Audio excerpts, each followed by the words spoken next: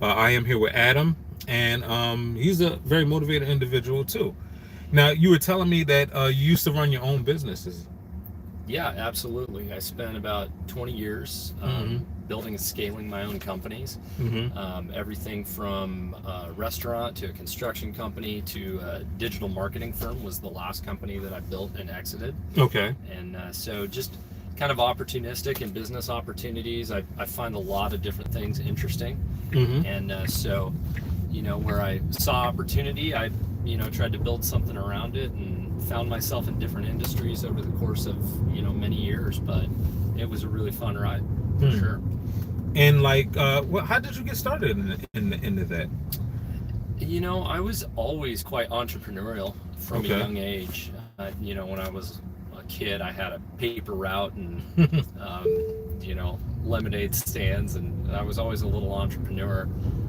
Honestly, when I got out of college, I had trouble finding a job, and I walked into a Schlotsky's Deli restaurant, Mm-hmm. and I got a job making sandwiches for like $6.25 an hour. Oh wow. And a month later, I was the general manager, and a year later, I was the managing partner, and just kind of started to learn more in the trenches about business and entrepreneurship, and really loved it. It fit me well. I never fit well in an academic environment, but I seemed to fit really well in a entrepreneurial environment. That's interesting too, because I noticed like, it must have been something natural considering the fact that it only took you a month to do it. I mean, there are some people that work at jobs like Schlotsky's or even these fast food chains that don't seem to move up. I've talked to one other individual in my lifetime that moved up relatively quickly because they desired to do it. So it's not a set time frame for doing something like that, even if you're working at a chain.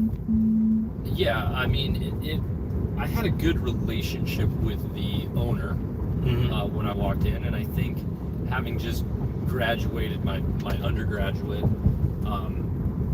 there was probably a personality and a drive that set me apart from the other folks that were working at the restaurant. To what we talked about earlier, I was motivated and I was very driven. I didn't want to sit there and make sandwiches for 20 years. Obviously, I wanted to own the place. I wanted to be the guy, and Mm-hmm. that wasn't from an ego standpoint. I just wanted to control my own Situation. destiny and situation. Yeah. So, Mm-hmm. yeah, a month might have been a little quick to move into management, but um, it was a good ride for sure. Mm. Now, like as far as like what you do right now, is that a hard field to get in, or would you suggest someone to have experience running their own business or have experience in sales to be able to, do what you do currently? That's a really good question. The industry that I'm in now, investment banking, which I moved into after I sold my last company a few Mm-hmm. years ago, is actually quite a difficult industry to get into unless you have an MBA in finance or something to that effect, and you spend quite a few years working up through an investment bank to get to some of the higher levels of management or managing director Okay. in an investment bank. And so for me, I took a completely different path, and it's a very non-traditional path. I have never actually met another investment banker who was a entrepreneur previously Mm-hmm. and built their own companies and sold it. Usually people that do that end up in private equity, which is kind of the opposite side of what I do. Mm-hmm. That's the buy side. I'm really on the sell side. Mm. So it was a non-traditional path, but it's very unusual to take that. If people wanted to be an investment banker, I mean, the best advice I can give them is to, obviously focus on their education, learn about finance, and try to get an internship with a firm like ours that they can kind of be exposed to the world that we're in. But it can be kind of difficult to get into for sure. But so yours wasn't the traditional route. Like Yeah. you kind of either adapted to it well or didn't know the right people. Um, Kind of. The interesting part about it is that I used some of the strategies that investment bankers use to build my own businesses. And I'm a really curious person. I like self-study quite a bit. And so, I spent the better part of 20 years studying how to do these types of things, buy and sell businesses, or do what we call roll-ups, where we acquire other businesses and use the aggregate to arbitrage the valuation of the business. Okay. And so those were super helpful things to put me in that position. And so I was able to talk the talk and walk the walk, and walk alongside business owners as they went into market or whatever. But yeah, it was super non-traditional. And I'm very lucky, honestly, that I kind of fell into an opportunity with a great organization and lots of great clients. So like, do you have any like as far as like future goals? Because I remember you said that you kind of retired from running your own business kind of young. Yeah. But it sounds like you're not the individual that's working to retire. You sound like somebody that's working to get to the next level, to the next step. So like, and I don't know if that's accurate or not. That's just based off of what how you're talking. Yeah, I think like I focused on quality of life now.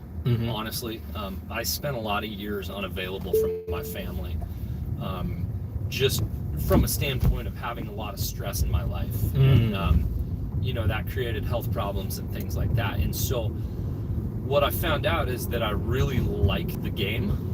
I like to be in the game, and I need to find a way to do that doesn't create stress and strife in my life.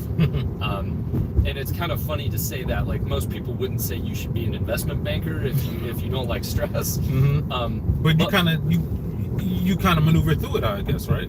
Yeah, I think since I've been afforded the opportunity to sell my businesses before, set my family up for success, it makes it easier to deal with a situation that is really not my money that I'm transacting, and it makes me it puts me in a position where I can kind of step back and have a cool mindset about it. When we're talking about transacting hundreds of millions of dollars, you have to kind of be like, you have to have ice water in your veins and not really care about the outcome in a way, so you can make good decisions about the right outcome. Okay. And so for me now, there's not like, I've reached my goals that I have for myself in my career and my life. Now it's about the fact that I still love playing the game. And I think maybe you could equate it in some ways to an athlete who's getting older. They're not like trying to get to retirement. They still love to play the game.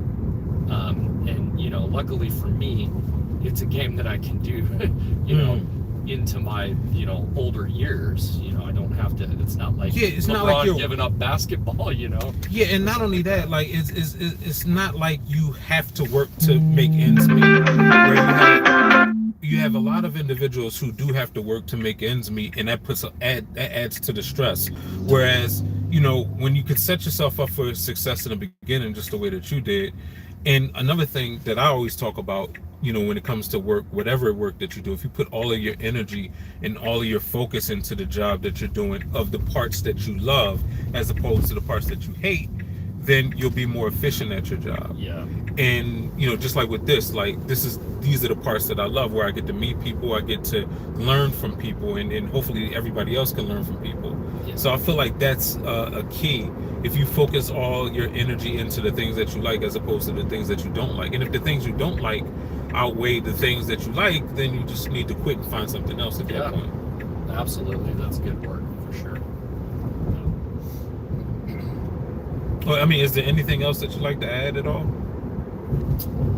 Oh man, so much. I mean, we need to take a long road trip together, Vince. That would be great. So I could share with you, but yeah, I probably groundbreaking nuggets, other than, I guess the one thing that I would say is that it's all about discipline. Okay. And everything takes time. Discipline and patience, right? I did not build companies overnight.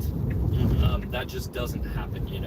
I just recently sold a business down here in Texas that took 60 years for them to get to this incredible spot in their business, that they were able to sell it and have generational wealth. Things take time, and you have to be patient with that outcome, and there are no easy quick fixes for stuff, and all about discipline and patience and passion. So That's great. I think that's wonderful. I think that's good advice to keep in mind for everybody, including myself, because you can look at the frustrations throughout the years. I mean, you said that took 60 years. Like, just imagine if they quit or stopped at the 59th year. yeah, And I feel like that's the thing that keeps pushing me, is the fact that it might, when we compare ourselves to other individuals, like, well, it didn't take this person that long, it didn't take that person that long, but you're on a different time frame than other people are, and that's easy to forget. It's easy to forget that you're on your own time frame. And I've learned like, the best thing to do is to stay in competition with yourself and not worry about what others are doing. Because if I'm in competition with me, focusing on how to make my situation better, whatever others are doing is not going to affect me, because I'm not in competition with them, which is kind of hard, somebody coming from sales, to do, because in sales it's all competition, especially when you're in the sales office. You want to compete with other people want to compete with you, but you got to compete with yourself and be the better. Absolutely, man. I think that is like really profound what you say, because in my world, I'm dealing with people who are actually dramatically more successful than me. And if I were to, get down on myself because I haven't built $1 billion business like some of the people that I work with, I'd be so hard on myself. I would think I was worthless. And so I think, to your point, focusing on where you've come from and where you've gotten to and what you've done with what you've been given, I think is really, really important for our mental, spiritual, emotional health. So I hear that. That's great. Well, it was wonderful talking to you. I'm sure you'll be here for business again in the future, and if you do happen to run into me, hopefully we can continue this conversation a lot further. So everybody, if you can, give a round of applause, and don't make sure that you look at the book recommendations that are below. You guys enjoy yourself and have a blessed day. Thanks, man. That was fun. Yeah, like I said, it usually is fun.